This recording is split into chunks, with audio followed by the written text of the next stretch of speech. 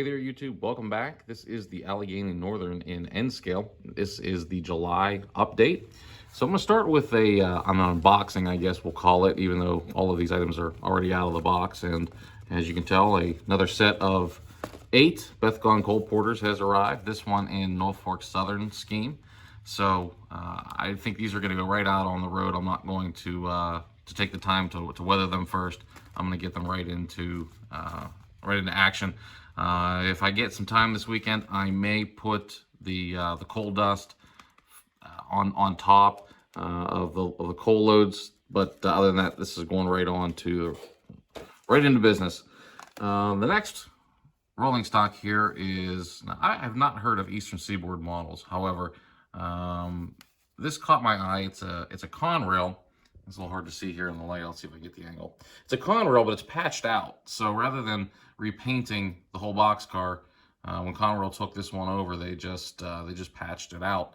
So I'm actually going to do a tutorial on this when I weather this, because obviously, like most boxcars, they get uniformly weathered. This one is going to have 2 different paint schemes that are applied at different times, so they're going to be weathered differently. So stay tuned for that video. Got some track workers, although these are more set up for a German or European railroad. They are going to work just fine for what I need here. Handful of plug and play items as I continue to bring light to the layout. I also got a couple packages of just regular street lights. Showcase Miniatures put out a lovely version of the I'll call it the hook and ladder truck, and I am looking forward to building this. There's a couple of configurations, one here in the travel position, and then there's another with the outriggers out and the ladder up. So we're gonna go ahead and put that together, get that on the layout. And Showcase Miniatures actually did a couple of fire trucks, so we also have the pumper truck to go with it. So I'm gonna set up a little fire scene and start getting these things together. So I'm looking forward to building this. It's a little bit different than the standard big rigs and construction equipment that I've been doing. Also, you guys have heard me in previous videos talk about the Jacksonville terminal containers. I really like these containers. They're well detailed. They have a magnetic system in them, so they stay together. You can actually attach them to, if you have a magnet in your crane, you can set up some pretty cool scenes. So got some cat rentals. Now I do have one that's a mobile generator. Unfortunately, when I went to buy it, it was out of stock, so I keep my eyeballs open for that. Just some general containers. And the reason I started stocking up on containers is the price of lumber is coming down. So we're going to start working on the intermodal harbor yard, and I am short quite a few containers. And the last one from Jacksonville Terminal, it's a little hard to see here, but these are intermodal tanks. I always thought these were cool because basically what they do is they take a round cylinder and they put it in a case so that you can stack it on a train. So I'll be purchasing more of these. The detail on these is phenomenal. So there's a shameless plug for Jacksonville Terminal Company, and not a paid advertisement. Just think these things are really cool. And if you're doing intermodal, definitely check them out. Speaking of intermodal, this is a details kit. What it is it's brass etchings. I know it's kind of hard to see here in the bubble wrap and the light, but this goes on the Walthers, the metal kits. It's got a cheesy plastic grating. This is nice photo etched metal grating that goes on the end. So we'll be detailing that. Since I already spent the time to put the microtrains, couplers, and change out the wheel sets, and it's running beautifully, I figured might as well get some detail on it as well. Okay, this is probably the granddaddy of the models that came in. This is the Union Station. Now, my original intention was to scratch build the terminal on the layout. And then I saw that there's already a model that almost looks exactly like what I wanted to replicate. So, not exactly sure why I would recreate the wheel. Basically, I'm going to modify this kit a little bit. I don't know exactly how. I wanted my columns a little further out. I didn't want them up against the building. So once I get into this kit, I may be building a roof extension here. Might be modifying this just a little bit. So stay tuned for that. I don't know if I'm going to do a how-to series on that one, or if I'm just going to show you the progress. But so that's coming up. And then I picked up 2 of these kits. So these are the station platforms, and these are for ground level platforms. Now I have in my terminal, I have 1 ground level platform for the commuter trains to stop at, but most of them are raised, so this is going to require just a little bit of detail to bring it up to the height of the trains. Not a problem. I've got some styrene, but as the market has been sort of, well, crappy lately as far as getting some of the model items I've been looking for, among them I've had some trouble getting the pieces of styrene that I've been looking for. So until I can find those, this is going to be the alternative. So it's sort of turned from a scratch building to a kit bashing, scratch built. There's a lot of things going on with that terminal, but I'm pretty excited how that's going to look out when it's done. A few other things that have shown up here. I'm starting to detail the Upper Peninsula. So this was an impulse buy. I'm not going to lie to you. It is a strip club and a mortuary together, and you can see from there the title. I actually laughed in the store when I saw this, and that was enough to make me pretty much have to have it. So gonna enjoy building that one. That's gonna be some fun. I also have just the central beverage distributors. I needed a place that I could justify some refrigerated cars going to. So a beverage company, even though they don't necessarily transport all beverages cooled, I can drop off some refrigerated box cars there. And then I've got the freight terminal. These are all for the upper deck that are right on the other side of the wall here. So, and then of course I still haven't built, this is an old kit. This is another crane another MyJack crane for the future intermodal yard. So that's the stuff that's sort of in the wings here waiting to be built. And as you can see, my workbench is a freaking disaster area. So let's flip around the other side of the wall and I'll show you what's going on the layout. Okay, we're going to start off here with the lumber company. The lumber company is going to occupy these 2 spurs right back here, and they may actually take over this 3rd one yet. I haven't decided, because if I expand the lumber company, I can run, other than some bulkhead cars and some flat cars, some box cars, I might be able to justify some tank cars if this is not just a lumber company, but it's also a building supply store that may receive some sort of building material in bulk in tank cars.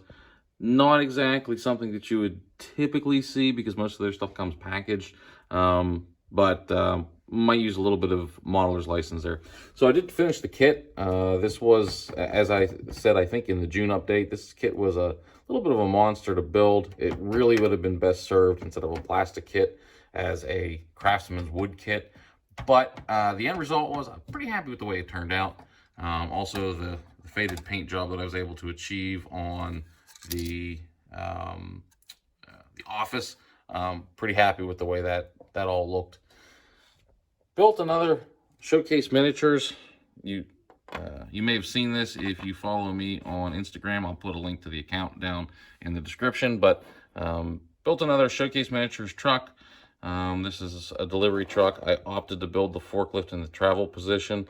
There is one that's already on the layout that has it in the working position on the other side of the layout. So wanted to detail the deck up, make it look like there were some stains from previous deliveries. And once again, the cab is in my favorite nice shiny blue. The other thing I was able to find were some lumber loads, and got those put together, painted, and ready for the lumber yard. I don't know if I'm going to put them on the trains, leave them on the ground. I purposely made the stacks a little bit short so I'd have some extra planks that I could scatter around. So that's going to be a detailed project here once I start getting some scenery in, go from the plywood prairie to a downtown situation. So that is coming. I had some leftover conveyor sections from when I moved the Western style flood loader from either where it was on the movable module to where it sits now on the second tier. And rather than waste those, I built myself a little bit of a scratch build here, I guess we'll call it. So I had these pieces left over from some kit, and what I tried to represent was a secondary crusher. So it's already come out of the crush house here. It's been conveyed over to the secondary. And then I don't know if this is going to be the final place of where that thing sits, or if I'm going to turn it and maybe have it come out this way. I would need to extend the conveyor just a little bit. But in the process of assembling this, I re-weathered the cover over the conveyor, and there it is. That was probably I don't know, it might have been an hour or two build. It was pretty quick. Most of the time I spent trying to find all the right parts and pieces I needed from my scrap bin. Another thing I did in July was I started filling in our forest here a little bit. So this sort of looks more like a western tree line, I would say, because it's all pine trees. And here in the Northeast, we have a combination, pine trees, deciduous trees, although you don't typically see them both growing together because pine trees are acidic and they kind of kill everything else. There's just something about the pine tree that makes it look winter.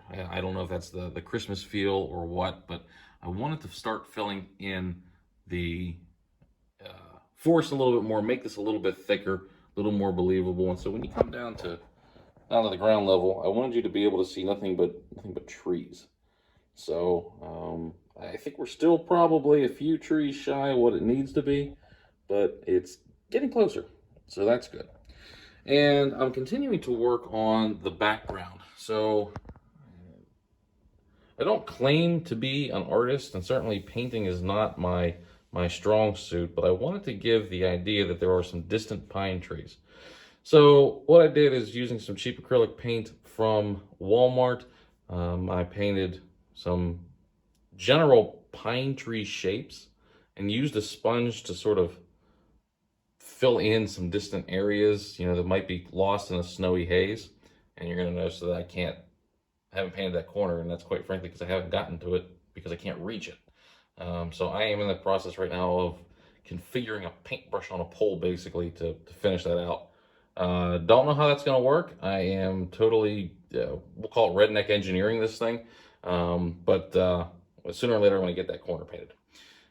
I think it serves the purpose it was set up for, because there is no photo backdrop of a pine forest that I could find in the snow. So it rounds out the backdrop. And if you're down at, say, track level and you're trying to take photographs, it's not terrible. So I'm not necessarily totally satisfied with that, but I'm not totally disappointed either. So I don't know what I'm gonna do with that. Right now it's serving its purpose, and it gives it some depth as far as that goes. I also worked a little bit more on the fall area. And what I did is I tried to take some of the detail out. So originally I had a lot more detail in the front of the painting, so to speak. And I opted to go with a more sponged on look. And so most of where the color stops is actually below where the sliding portion of the layout rolls in there. So once again, when you get down at track level, I'll show you that here in a moment, it doesn't look too terrible. So I may leave this alone as well. Okay, so here it is. If you're down at the ground level, you're looking back, you know, with your basically your depth of field is in the foreground, right? So you're not really, the backdrop is sort of going to be blurred, and that's what I wanted to force to the viewer's eye, was that there is a background, but it's not really in focus. And by doing that, making it look like it was much further away than it was. So when you sort of look down this way now, you still have that same feeling, and even as you get closer to it,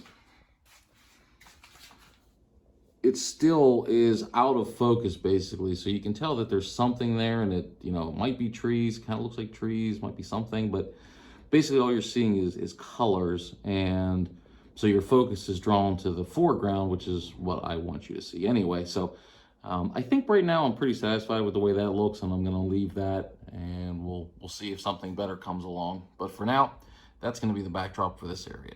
And the very last thing that I worked on in July was redoing this river scene.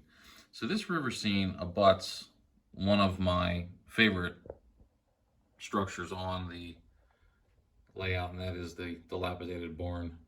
For whatever reason, that building was one of my favorite kits to build. It was a model craftsman kit. It's all wood. If you can find it, it's definitely worthwhile if you got a place for it.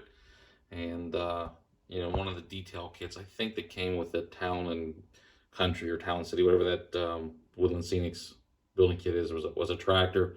So I'm not quite done with this because I want the impression that there is a farm off in the distance. So when I paint the backdrop here, you're going to get a farm. But this river and this bridge is sort of my my demarc point between this is all fall and this starts going into winter. So originally that was a really blue, which kind of looked like it did there on the end.